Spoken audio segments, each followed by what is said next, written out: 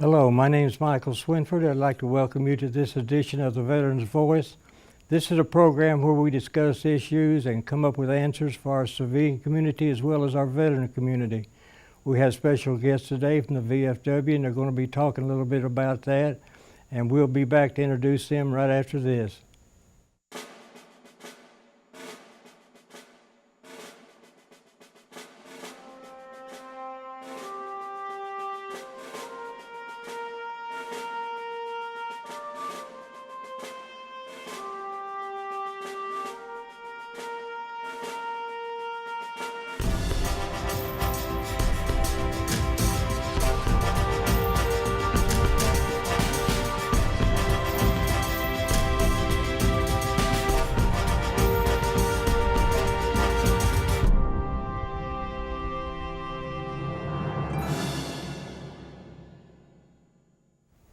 Welcome back to our program today. We have two distinguished gentlemen from the VFW here in Paducah, and we're going to be talking about the VFW, what it does, and where it's headed and where it's been. So I'd like for you all to introduce yourself today. Okay, Mike, my name is Ted Pace, and I'm currently serving as the Senior Vice Commander of the local VFW Post 1191. My name's Greg Lahndorff, and I'm the Service Officer for the VFW 1191. Well, welcome to the program today. Can you tell me what the letters VFW stand for? Well, it stands for Veterans of Foreign Wars. I do recall one time we had some young men painting the building, and one said stands for Very Fine Women. Well, that could be true also, but Veterans of Foreign Wars. Yeah. Well, I know you all have been around for many, many, many years, because even when I was a child, I knew there was a VFW. Never did I realize that I would be allowed to go inside and meet the other veterans. Where in history did the VFW begin? Okay, the VFW as we know it now was formed in 1914, and it was a combination of a loosely knitted couple of groups of veterans.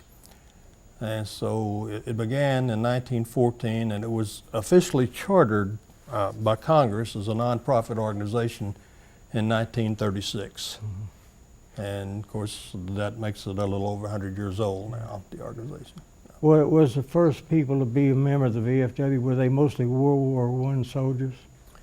No, actually they were the Spanish really veterans, because actually World War I did not end until the 1918, so we're got a little time frame there. So as the years have progressed, you've gained members from each conflict, each war that come along. Correct. Is it necessary for you to have to serve overseas in a war? It's necessary that you have served overseas in a combat environment or operational environment, not necessarily that you were personally in combat, but that you received a campaign medal. Certain ones are designated. Well, that's kind of like our motto. If you're part of a big jigsaw puzzle, and it took everybody working together to do their part for the overall good of the nation. And a lot of men and women say, well, I wasn't in combat, but yet I supplied the medicine, I supplied the transportation, and on and on. Right. And had they not done their jobs, the guys in the field couldn't have done theirs. So right. We respect everyone as having served in the military. On the veterans VA situation, Ryan, what do you think's going on today? The VA's getting a little tighter all the time on the veterans instead of doing better. It's all about the money. Yeah. Is the current funding problems, is that adding to the problems with the VA? It's adding to the problems more and more all the time. The tighter the money gets, the harder it is to get benefits for the veterans. Yeah. The biggest misconception with the American people and the veterans themselves is that you can go to the VA and get treated for whatever's wrong with you. The only thing that you can go to the VA and get treated for is a service-connected disability. Yeah. If it stems from something that happened to you when you were in the military, then the VA will treat you for it. Otherwise, you can go there and get treated, but you have to pay for it. Now, Ted, where would we find a VSO or Veteran Service Officer? Are they at the post or? Okay, well, every VFW, every American Legion post in the nation, as far as I know, have a designated position for a service officer. The VFW, for example, has some 16,000 trained services officers throughout the United States. DAV has service officers. There are different levels of training for each organization.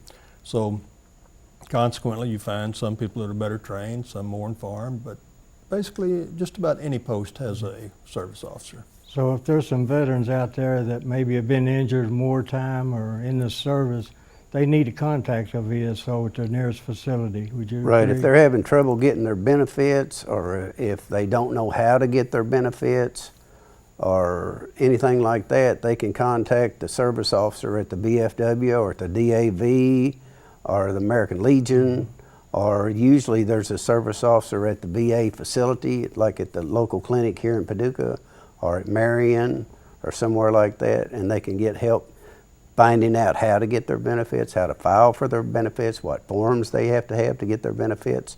That's our job, is to give them the information they need to get their benefits, whether they qualify for benefits, whether they don't qualify for benefits, whatever information they need to get the help they need. That's what we're there for.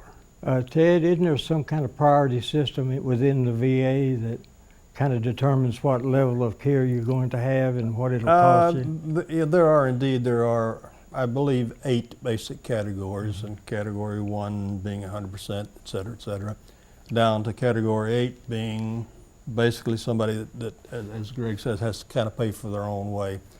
But every veteran basically can go to the VA.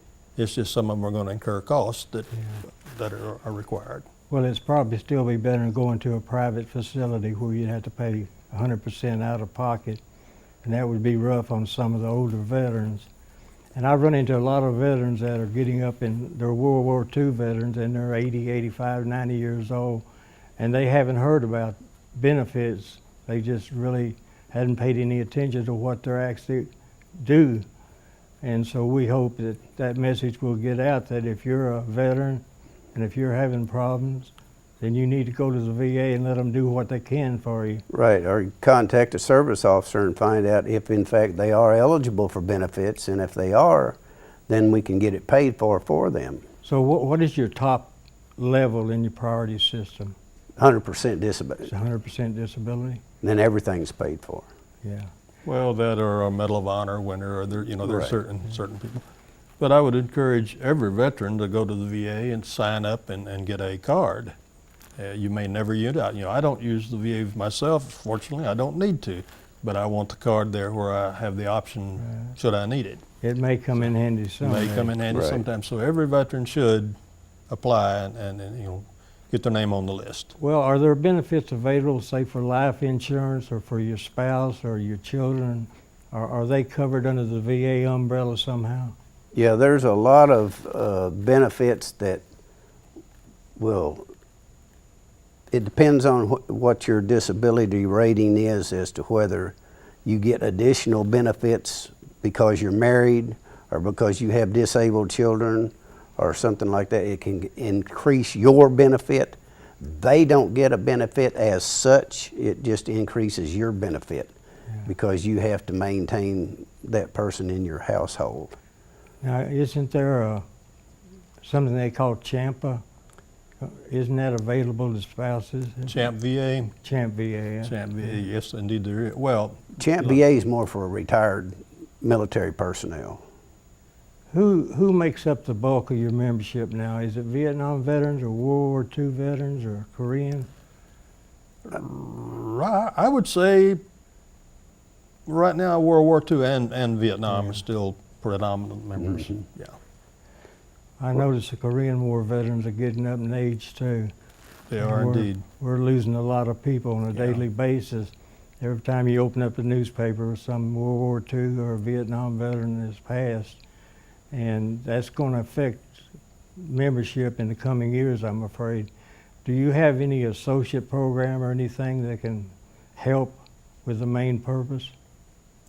Well, we have an auxiliary program within the VFW, and there also is a Sons of the VFW, but we don't have a local chapter of the Sons of the VFW.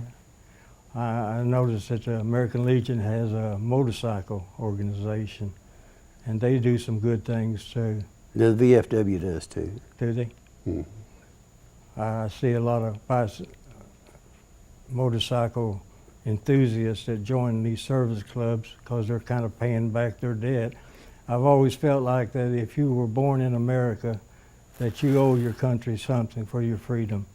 Now, some people disagree with me and say they don't owe anything to anybody, but I tend to think that if you've been born here and you've enjoyed the freedoms that we've had, those freedoms didn't come easy. There was a lot of blood spilled to get those freedoms. Somebody's paying for your freedom. Right. And you don't have to necessarily be a member of an organization, but if you go help at the soup kitchen while you're doing something for somebody else that is not required of you, but you volunteer to do.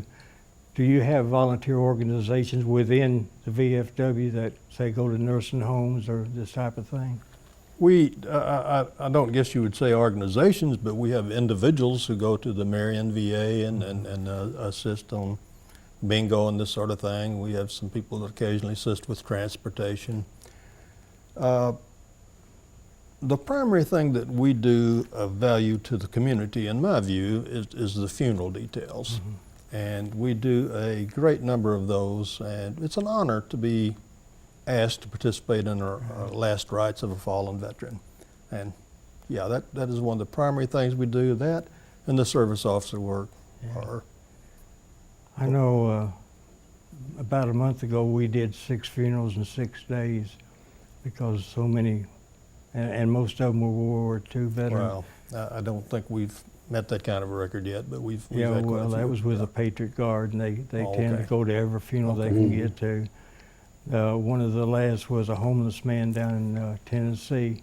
Had no family, no friends. His friends had all passed away, and it was just a homeless man. And not a single person came to the funeral, but the Patriot Guard did. And he had a send-off that would honor him as a veteran. But I know every funeral I've attended, there's the VFW or American Legion or both there each time. And I think that's a great way to honor a man upon his passing, and that there's people that stand up for him, even they don't know him half the time or probably any of the time. But you do have a regular funeral detail? Yes, we do. So you're talking about the where we mentioned membership in the Veterans Organization. Just since we're taking some time here, I'll share with you a view I have, and that is, I think every veteran should belong to every veterans organization that they're eligible for. And if you go to the VA and you use those benefits and you don't belong to the Veterans Organization, you really ought to be embarrassed, because I will absolutely guarantee you that the American Legion, the VFW, the DAV, the VVA, we are some of the primary reasons that we have these benefits. And so you need to belong. Yeah. You need to be part of the crew. The VFW and the American Legion are the biggest voices in Congress for the veterans. They're up there lobbying as hard as they possibly can for veterans benefits. Yeah, there was an issue came up not long ago where the VFW was against something. I don't remember what it was, but they were very adamant in their fight against this particular bill. And I think a lot of people don't realize that.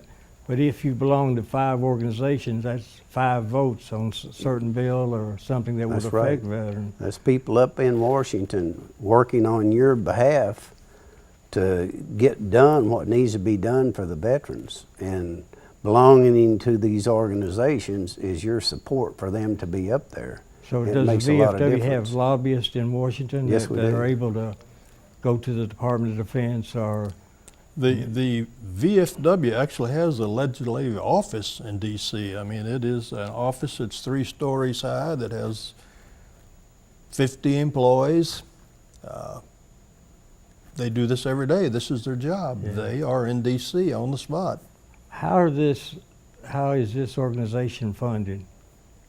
The VFW as a whole? Well, the lobbyists Okay. in Washington. Our VFW is about a $40 million a year operation. It's a bigger business than people probably think it is. The large majority of this is corporate donations. It's easy to think that this $37 a year we pay in dues covers it. Well, it doesn't. Crunch the numbers, it's not there, okay?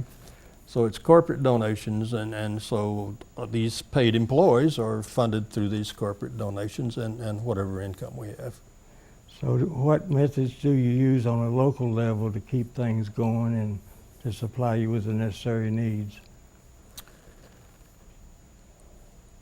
Well, our particular post, we have a canteen that generates income, and we have poppy sales. Well, the money from the poppy sales goes directly to benefiting veterans. It doesn't do that. But basically, the income from operating the canteen is our source of revenue. Has anybody ever come up with the idea of kind of a joint command where a leader from the organization, say on a local level, that have come together to formulate plans for the future or to discuss ways that we can be more compatible or Actually, several years ago, we created what we referred to as the McCracken County Military Coalition, and Hardy Gentry just asked me the other day about the possibility of see if we can get this thing going again. And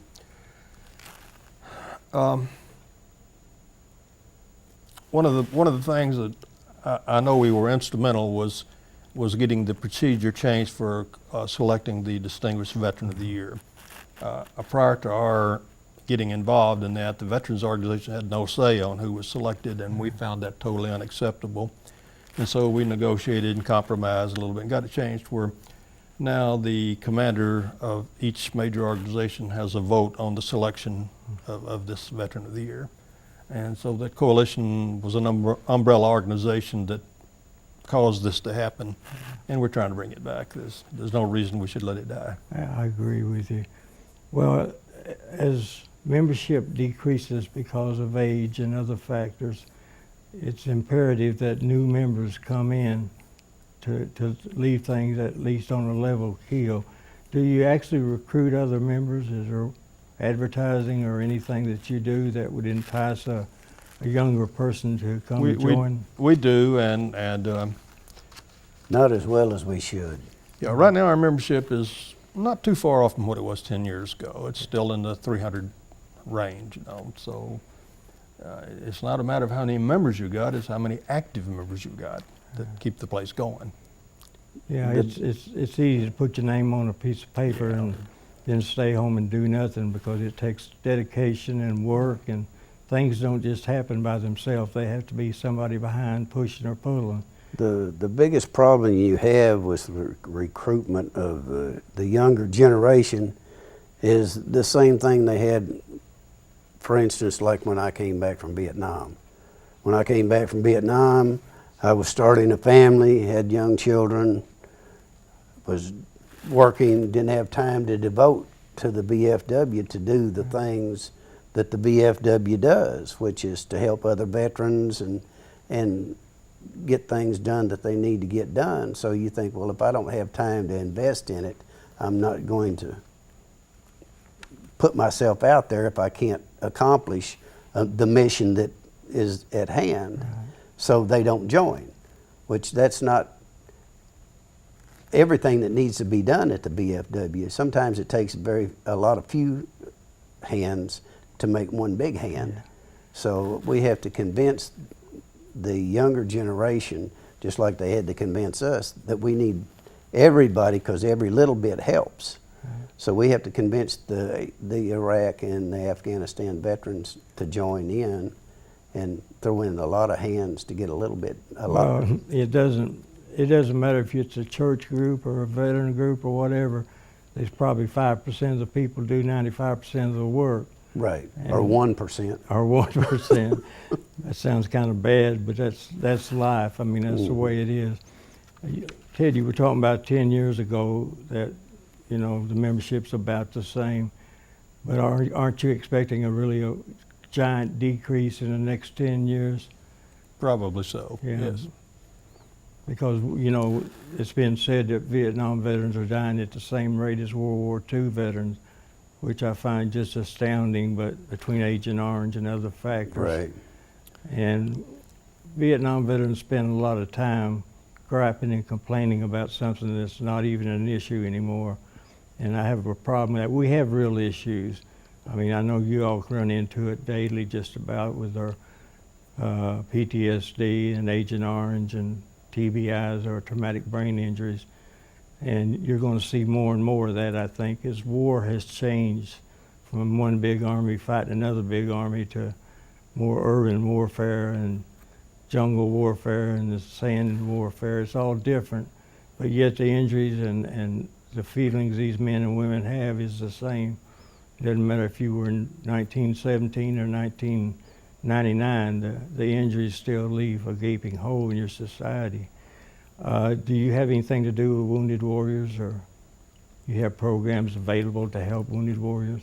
Wounded Warriors is, that's a private organization. Right. And it's have mixed feelings on Wounded Warriors. I think most veterans do. I've been looking at the statistics, and it seems to me they spend a lot of money to Not get a lot of their money goes to the veterans. Right. We have a local organization that comes out of Fort Campbell called Hoorah, and it's healing outside of a hospital.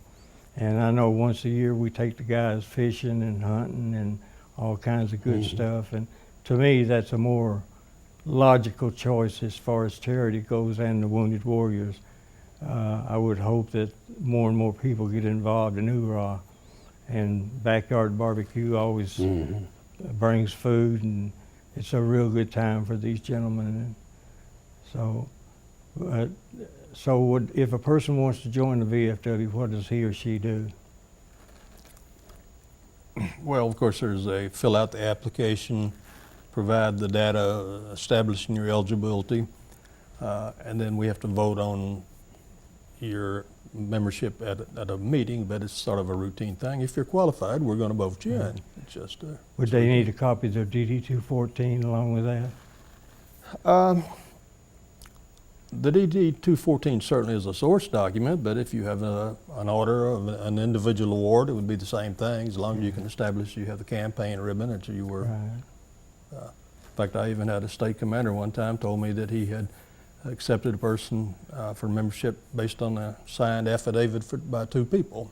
Yeah. So the guidelines, it's a verification. Well, usually they've got a picture or two from Vietnam too. You can tell where it was taken, and you can recognize a person. So I know we have an associate program that you can join, but you can't vote, and you will not necessarily be elected to an officer position. Right. And there's a few restrictions on being the auxiliary or the associates, but we take anybody that's eligible, and they just recently changed it. When we started out, you had to be boots on the ground in Vietnam, and now if it's Vietnam Air Vet, they have the same opportunity to join as anyone else. And we still have a lot of members, but we don't have a lot of active members, and I guess you all know about that. Do you have things to do at your organization, like shooting pool or something to entertain the guys?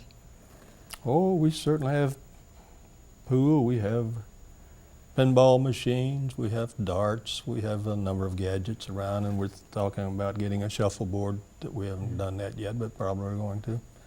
But yeah, we have a canteen that's entertaining. Yeah. Well, that's good, because some of these young men and women probably need a place to go where they can communicate with other veterans, because a lot of times a veteran will start talking and everybody just turn away. They've heard it 100 times before, and of course it gets a little bigger and better sometimes as the days go along. That's just part of it. That's part of it, yeah. It's one of the joys of getting older, I guess. Yeah. I wouldn't know that personally, but Right. some people do. But, well, it sounds like the kind of place that if you're a veteran, you'd feel comfortable at, and you would enjoy coming and visiting with the other veterans. And We have a unofficial policy that if you're in uniform, you're welcome. Yeah. That's just, I mean, that's the bottom line. You are welcome. Well, I think having an open door like that to the veterans is very commendable. Yeah, well, that's Because there's been a That's what lot we of are. misconception over the years about the conflicts between this club and that club or organization. And most of it was, like you said, rumors that, you know, people start up. And this particular time, we've got to stick together regardless. If we're a veteran, we've got to pull together and stick together. It's sort of like the rivalry among the services in my view. You know, we're all on the same side. Right. Same way the organizations. We have the same purpose. We're on the same side, period. And just about all of us wear different hats for different times for different reasons, but we're still the same. And I mean, one can't make it without the other. There has to be somebody watching your back on every issue that comes up. And I'm a proud member of the VFW, and I have enjoyed being a member. And I'm guilty of not being as active as I should be either. I have excuses, but I don't have reasons. Or I have reasons, don't have excuses, one or the other. Well, you know, you can't be everything in every organization. It's I've just learned time that. won't permit it. And But whatever you can do is a benefit to the public. Well, in closing, Ted, you got something that we haven't covered that we maybe should do? well, a couple of things I might just point out. We as a post, we'll be passing out buddy poppies on the weekend, the 23rd and 24th, I believe it is. These things are strictly donation. There's no charge for them, but whatever monies they bring in goes directly to assisting veterans. Tomorrow night, and this probably won't be on the air by then, but we're having this is Law Enforcement Week, and we Right. have a couple of local law enforcement people that we'll be recognizing at our post tomorrow night in a brief ceremony about 4 p.m. We just had our 75th anniversary, and there was a nice little write-up in the Paducah Sun about it, and I don't know if you saw it, but it was... I did. So the VFW is 75 years old. Well, our post is Yeah, our 75. post. Yeah. Yeah. Mhm. Okay, Ryan, anything else you would like to add to our discussion today? Just that if there's anything for veterans that they need that we can help with, please let us know. Well, if I run across any out there, I'm going to send them to you, so you better get ready to get increase your workload. It's been a pleasure having you with us today. We've learned some things and hope to see you again real soon. And good luck in your programs and what you stand for. And I, for one, I'm proud of the VFW because they got a long and storied history, and you've helped a lot of people and continue to do so, and I thank you for that. Well, thank you for having us. Quite welcome. Thank you, Barry.